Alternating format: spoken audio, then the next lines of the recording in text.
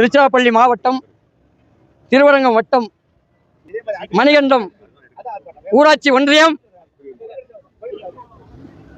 சோமரசம்பேட்டை வருவாய் குறுவட்டம் குமாரவேலூர் ஊராட்சி வயலூர் குமார முருகன் கோயிலில் 30 கோடியே 40 லட்சத்தில் கட்டுமான பணிகள் திட்டம், அன்னதான கூடம், முதியோர் இல்லம், கடைகள், திருமணக்கூடம் போன்றவை இப்பொழுது கட்டப்பட்டு வருகிறது.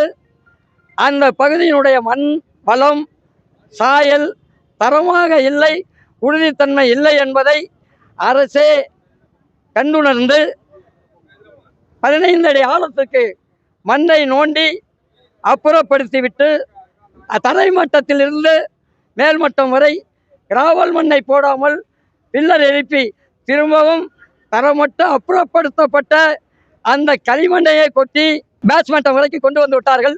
அதனை தடுத்து கடந்த 13ஆம் தேதி உண்ணாநிலை போராட்டம் அறிவித்தோம். உடனடியாக காவல்துறையினர் உட்கார கூட விடாமல் கைது செய்தார்கள்.